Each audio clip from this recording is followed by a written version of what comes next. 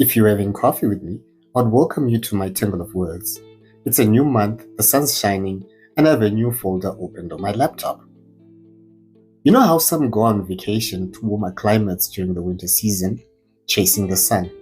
Well, as one who has wintered where I've summered all my life, I find my warmth where I can. For the 6th year in a row, I'll be participating in the Afrobloggers Blogging Challenge, dubbed the WinterABC, where for the month of June, storytellers from the continent and beyond come together in a storytelling festival. If you were having coffee with me, I'll tell you that having been blogging here for over 10 years, sometimes it seems like I have written everything about everything. There's a running joke about how I have a blog post for literally everything. One reason I look forward to the WinterABC Storytelling Festival each year is how it pushes me to explore topics and ideas that aren't my usual cup of tea. And this year is one of the most challenging set of topics. But hey, if it were easy, it wouldn't be called a blogging challenge. It would be a walk in the park and everyone would be out here enjoying their walk. So I invite you to stop by my blog, learn something new about me and my world. Each June, my personal goal is to blog every day. So buckle up and enjoy the ride. Also, do check out other bloggers from the African bloggers community who will be sharing posts using the hashtag WinterABC2024 and WinterABC24. Because the only thing better than sharing your story is having an audience to share with. If you were having coffee with me, I'll tell you that we haven't had a power cut in 2 weeks straight, and it feels worrying considering that I hear my neighbors to the north of us in Zambia talking about 12-hour load shedding schedules. Maybe our government miraculously solved the electricity issues. One can always wish. I haven't seen any communication or updates on the power situation, which would warrant the uninterrupted power supply we've been enjoying. A part of me feels like it's been lulled into a false sense of security. The government did do one good thing. They approved Starlink to provide internet services in Zimbabwe. Even if the application was approved in a way which seems questionable with regards to how one company was awarded with the enviable position of being sole distributor of Starlink.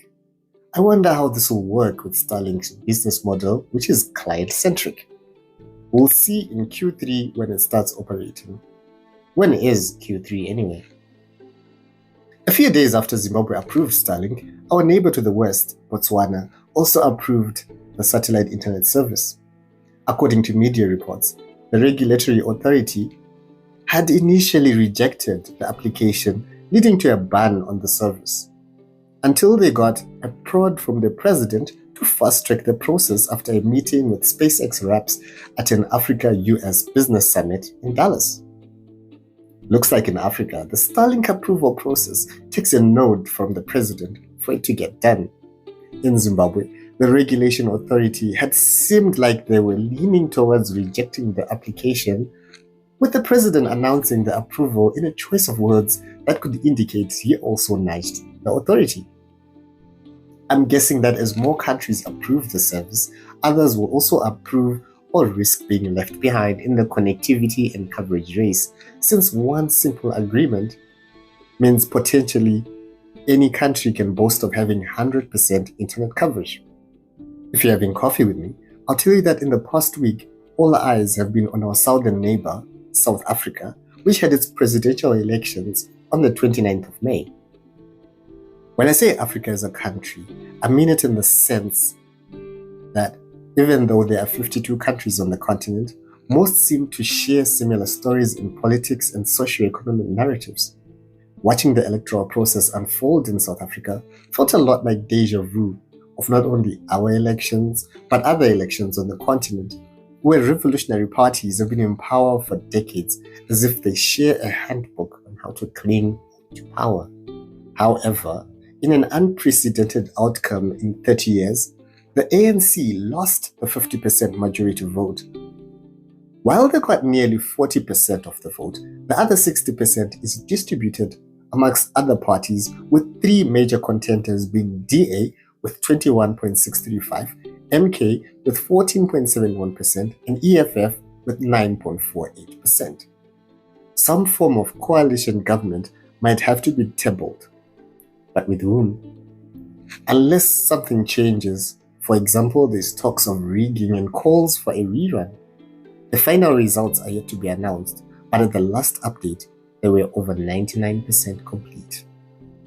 Sometimes, I feel like democracy is an illusion to fool us into believing that our vote matters in deciding the next person to loot the state resources.